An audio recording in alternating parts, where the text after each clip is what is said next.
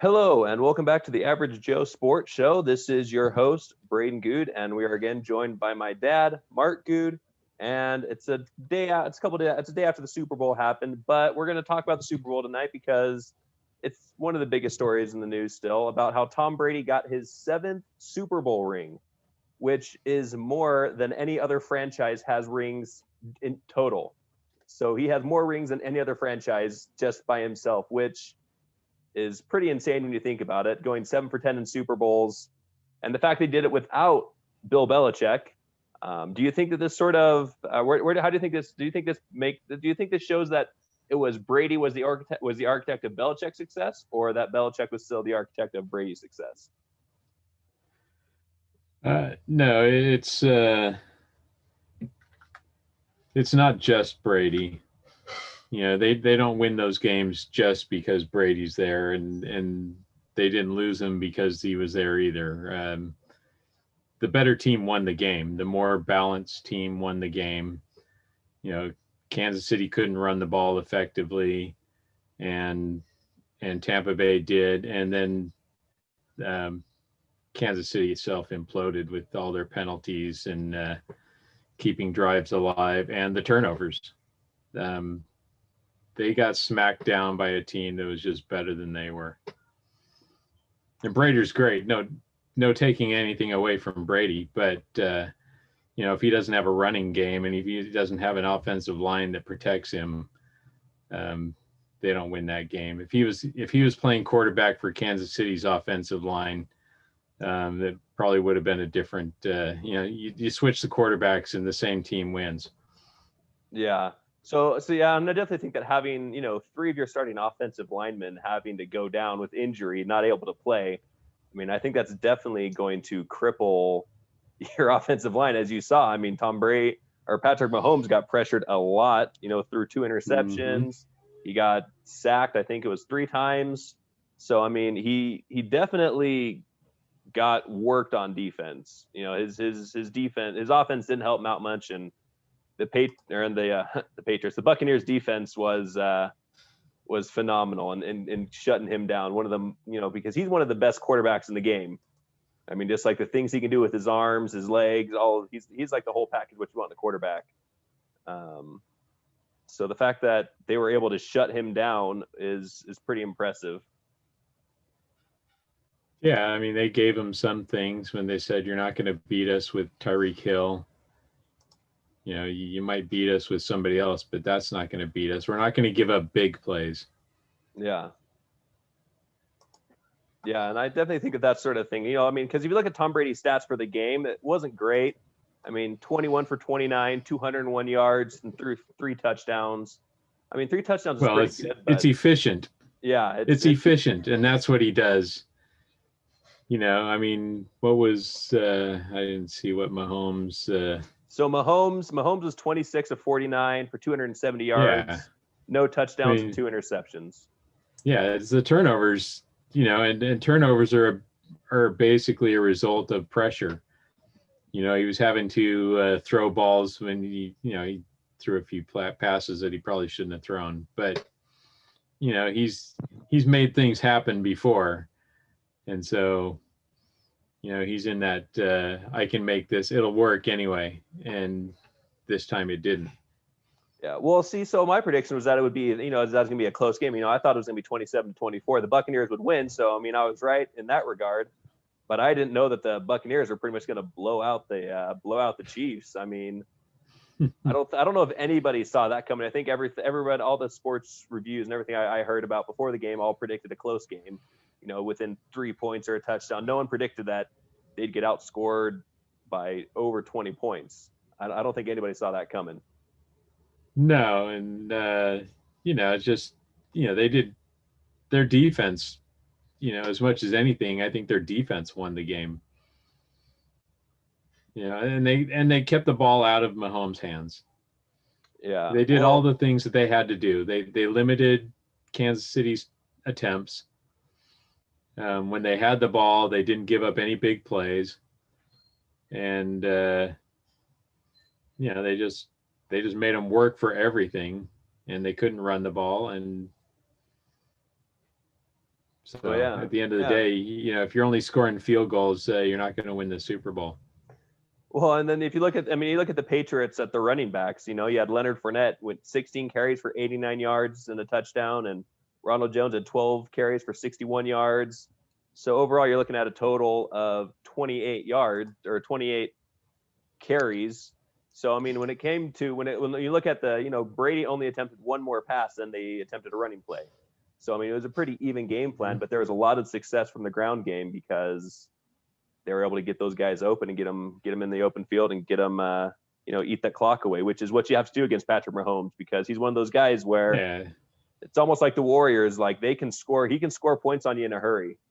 Like you have to keep the ball out of his hand if you want to win. They kept it balanced. It was equal passing, equal running, and Kansas City didn't know which they were going to do. And Tampa Bay knew that Kansas City was going to try to throw the ball. Yeah. And I mean, they had some running backs that had good carry, yards per your average yards per carry. The Chiefs actually did really good. I mean, 7.1 yards per carry for Hilaire.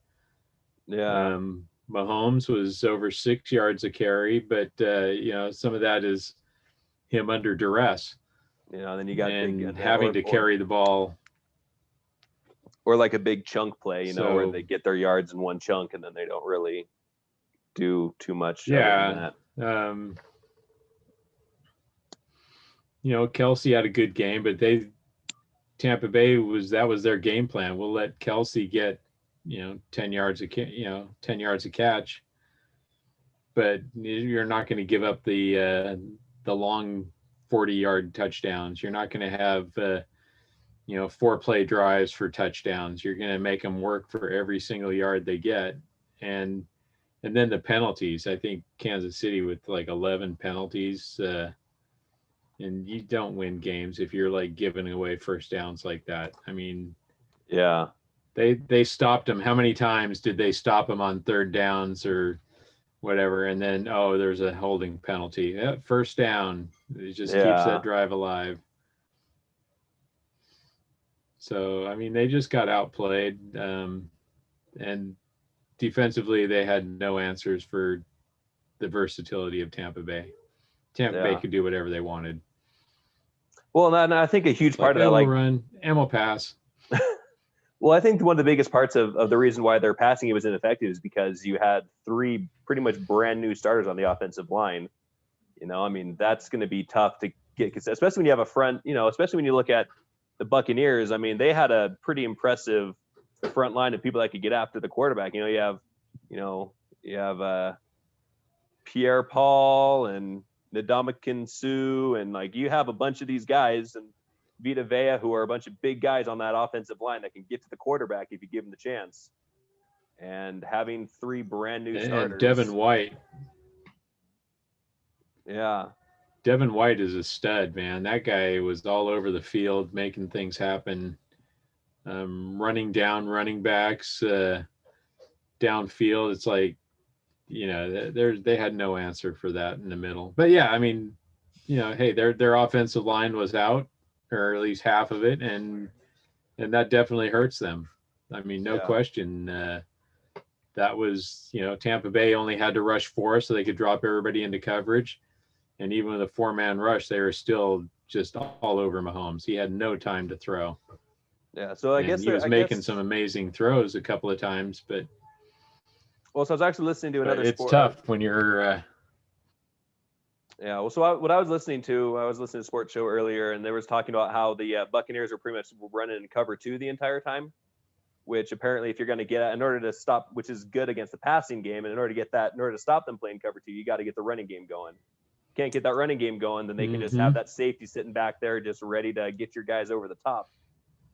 So I think that the Buccaneers game planned extremely well for predicting what the Chiefs were what they were gonna do.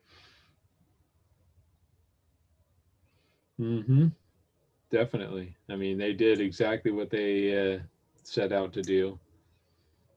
And I figured they would win the game. I didn't think it would be a blowout, but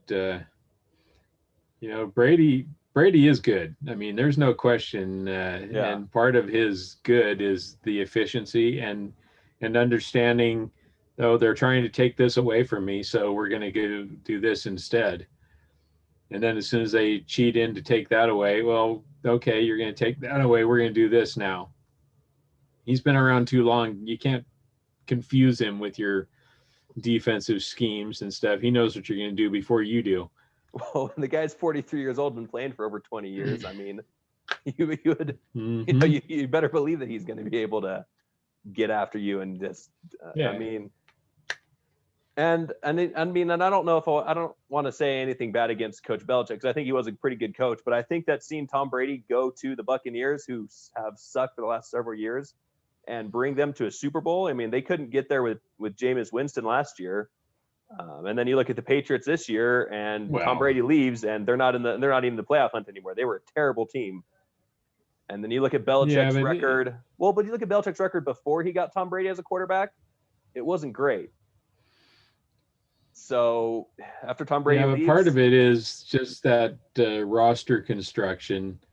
You know, they had a really good team with Tom Brady, and this year's team, you know, Cam Newton is not Tom Brady. Jameis Winston is not Tom Brady. So, I mean, yeah, it's definitely he is a factor.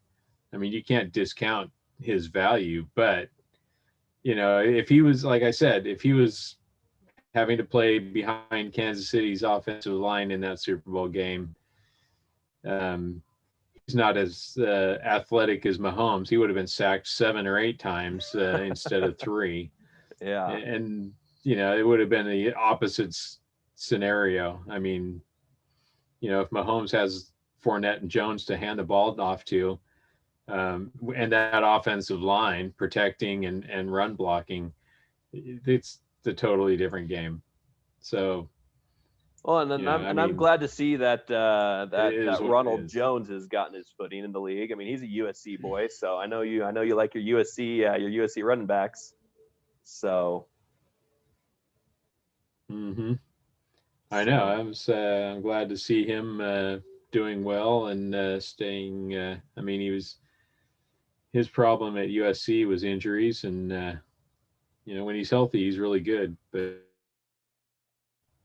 life of an NFL running back is usually pretty short. Yeah, they don't last long. Well, I mean, it makes you wonder how long a guy like Derrick Henry can keep playing. Because I mean, I love watching him run the ball. Because it is just it is brutal. Like if you watch his stiff arms, like, oh my goodness. Like I love watching him run the ball. But you know, he takes a lot of shots. And that's one of the things about Tom Brady, why he's able to have kind of like Marshawn Lynch. I think he's a bigger, faster Marshawn Lynch is Derrick Henry, in my opinion. I think he's a bigger, faster, stronger version of Marshawn Lynch. Yeah, he's huge. He's a load. Like you watch him, you see him against a linebacker, and you're like, he could play linebacker. Like the guy, like he is a big boy. Well, that's what Earl Campbell, when he came into the league back in the probably 70s, he was like that. I remember a game where he literally just ran over one of the Rams running or linebackers. I was actually looking for that. Didn't hardly even slow down. Yeah, I saw that the other day, and I was like, "Holy!" And I'm like, it's just like he just hit him, and he just dropped. I mean, he just destroyed him. Those running backs are few and far between. Though a lot of them tend to be more of the smaller, shiftier, gonna run around the tackles type of deal. And I think those running backs have a longer shelf life. I think it's kind of like Tom Brady's been able to play for 20-something years because he doesn't take hits. Like you'll see him, and if he knows he's going to get sacked, him just drop to the ground and avoid getting hit because he's like, and I'm done, or he'll throw the ball away. Like a lot of the quarterbacks today, you got like Russell Wilson, he takes a lot of hits. Deshaun Watson takes a lot of hits. These more athletic running quarterbacks that are a bit younger, they don't value their bodies as much, I guess you could say. So I don't think they're going to be able to play for, till they're 43 years old because they take shots, and they take a lot of shots. Yeah, you saw some of the hits that Mahomes took and getting bent backwards and forward at the same time. And, You don't last very long if you're doing that very often. I mean, Yeah. you will break. Yeah, and especially in football, which it's a violent sport, I mean, like it's so easy to have one bad injury, take one bad hit, like Lawrence Taylor did to that poor Hmm. quarterback. One bad hit and his career was pretty much over. Hmm. So Yep. yeah, I mean, so the fact that he's been able to play this long and still play at a consistent high level, I mean, he was getting some MVP consideration at the beginning of the year was Tom Brady. So I mean, the fact that he can still play that well at 43 years old, I mean, it's almost like watching LeBron James, who's age 38, for playing a couple years less than Tom Brady has. But I mean, he got a triple double last night. Hmm. I mean, I know he 48, led the Lakers 14, in and all three 12. categories. It's ridiculous. I mean, that's just nuts. The fact he's doing it, But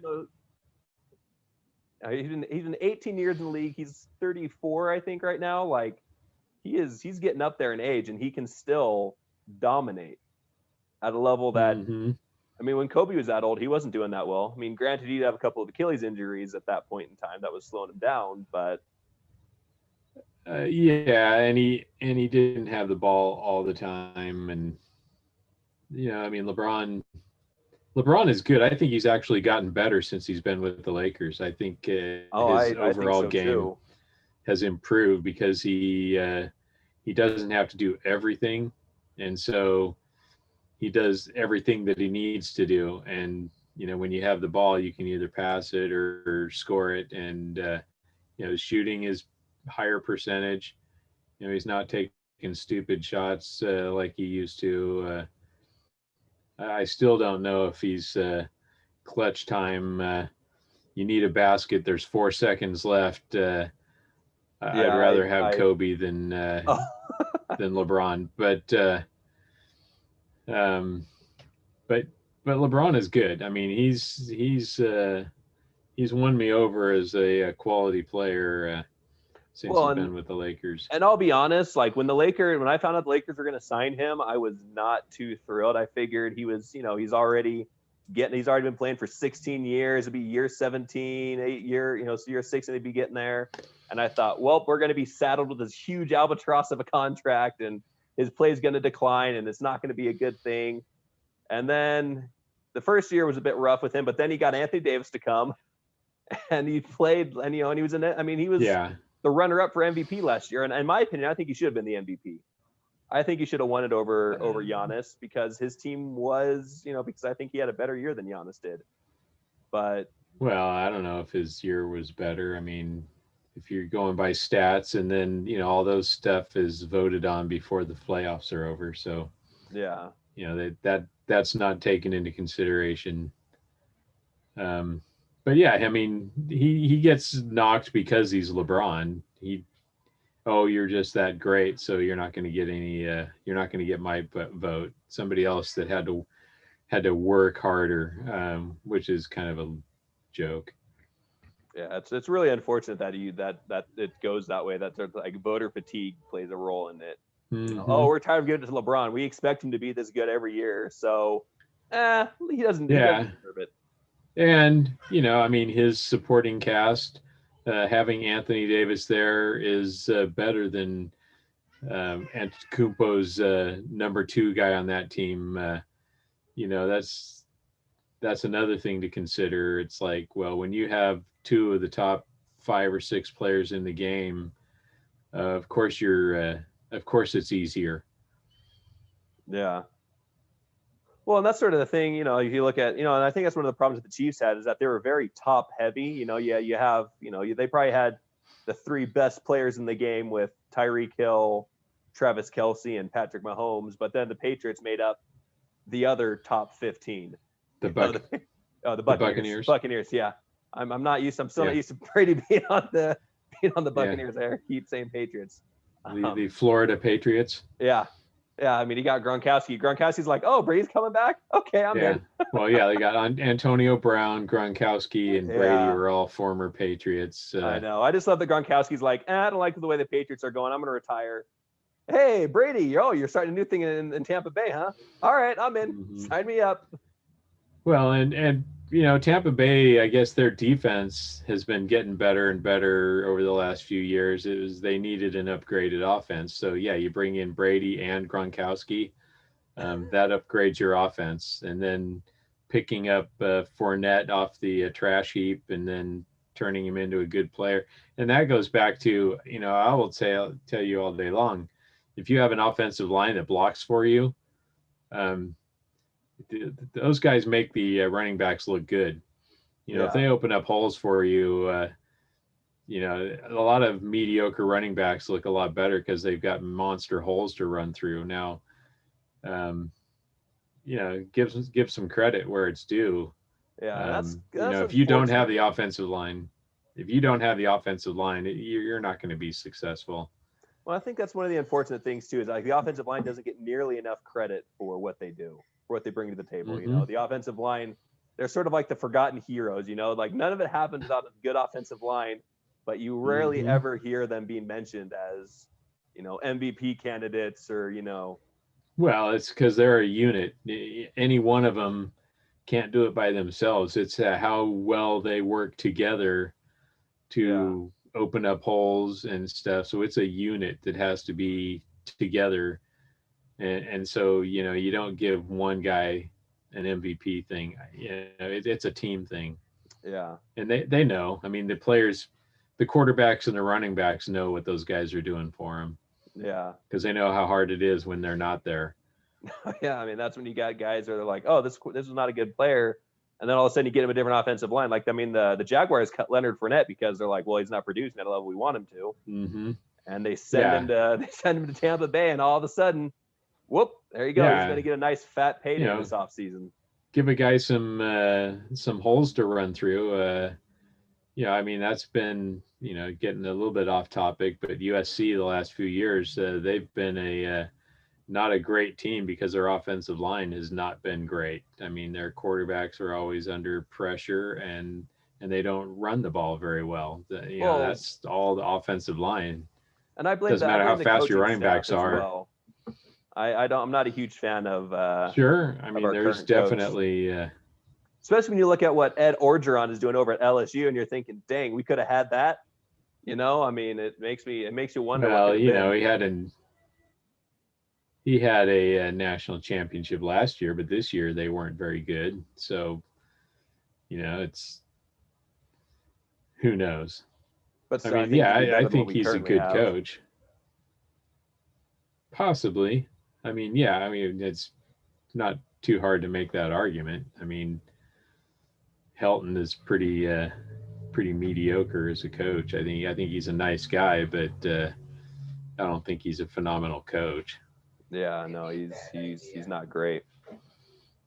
But I mean, apparently USC is sticking with him for. I mean, that's. I wonder how much more leash they're going to give him before they say, and you're done.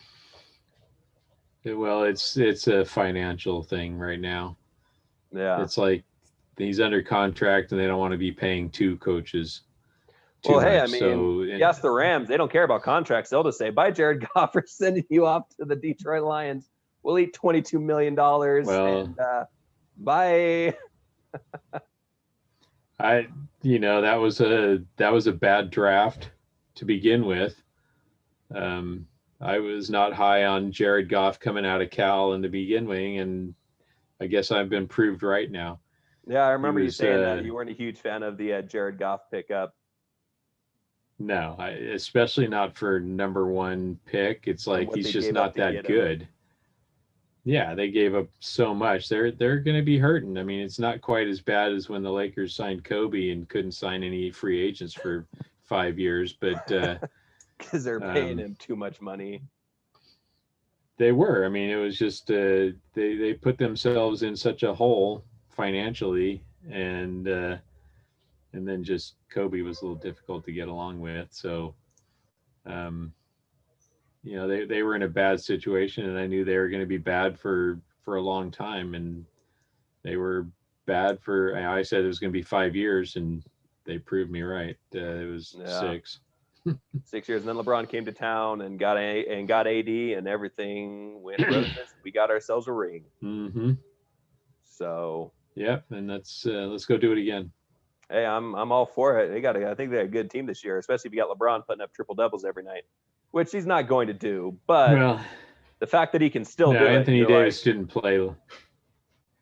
AD didn't play last night, so that well, now they did the takes. Caruso, so I mean, no Alex I know. Caruso. Yeah, I mean, they had a lot of guys not playing last night. It looked like Wes Matthews got like a month's worth of points all in one game.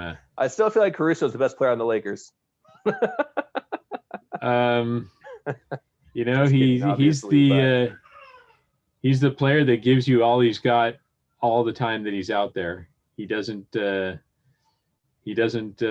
any time off when he's on the court. He's working hard. And I love that. That's why I think he may be the third best player on the Lakers, even though like it's not going to show up in the box score, it's not going to show up in the numbers. But I just think, he just helps the team win. I think it's like he's one of those guys. He does help them win. He's going to help you win. His shooting is better this year than it was in the past. The only thing that I'm not crazy about is Marc Gasol for Dwight Howard trade wasn't. I was excited for Marc Gasol when we first got him, but then I just feel like we just got too big and slow in the middle. And I think I think for the same amount of money, I'd rather have Dwight Howard. I agree. I think Dwight Howard had a renaissance.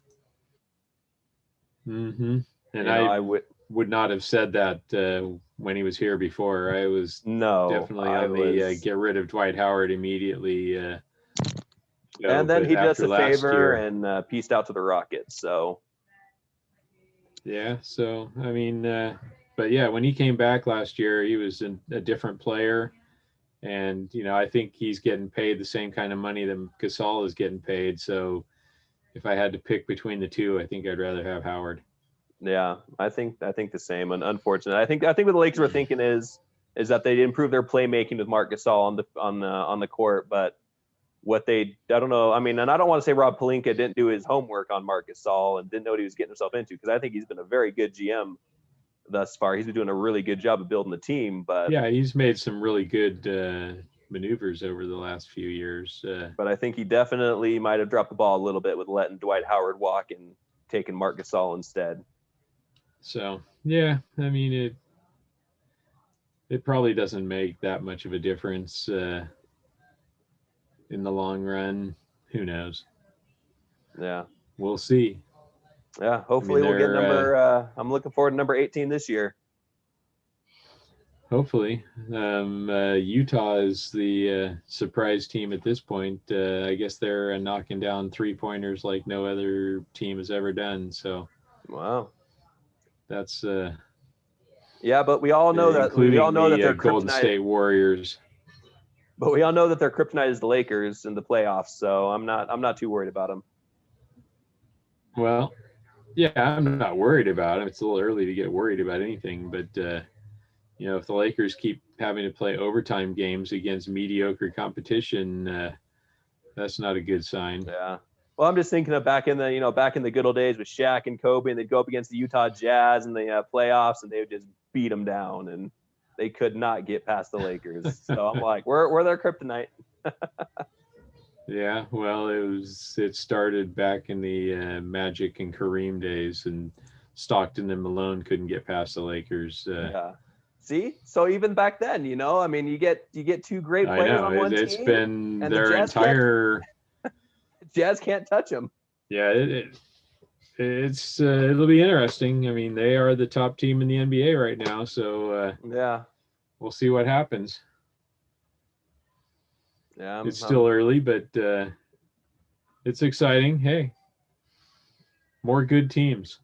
Yeah, more good competition. It gives a better league diversity. It's not just, it's not like it was back when Bill Russell won his 11 rings. And there was just one good team, right, and it was his team. Now there's multiple teams that are good. So it's definitely a good thing to have more disparity in the league. Definitely makes a better product, more entertaining for the fans to watch at home. The only problem is that most of the good teams are in the West. The West is stacked, and the East is it's the Leastern Conference. The East is what it is. What it is. They've got a few good teams, and then a bunch of nothing. Yeah. Whereas the West, it goes, I think you could go 9, 10 deep of teams that are good enough to make it to the playoffs. So They would I don't be if know. they're in the East. Yeah, the East had the last time I looked, the East had like 3 teams that were under 500 that would make the playoffs. It's like that shouldn't be. That they need You to should be change it around. embarrassed. They should change. You They should should just change the rule. forfeit. Yeah, you just forfeited. They You don't should. even get a I chance. honestly think they should eliminate conferences for when it comes to playoff seeding, because then because if you have Western Conference teams that deserve a spot in the playoffs over these Eastern Conference teams that can't even hit 500, I think those teams should get the opportunity to make a run. It's an interesting thought. I kind of like keeping leagues separated, and I don't want the top 2 teams in the National League. Well, that happened last year. The top 2 teams in the league, Dodgers and Padres, had to play in the first round of the playoffs. So and if you get rid of conferences, that eliminates that problem, because then you have the Padres might be sitting in a different bracket. You do the teams 1 through 16 based off a record, forget conferences, and all of a sudden you're getting the Lakers are playing the worst team in the league if they're the number 1 seed.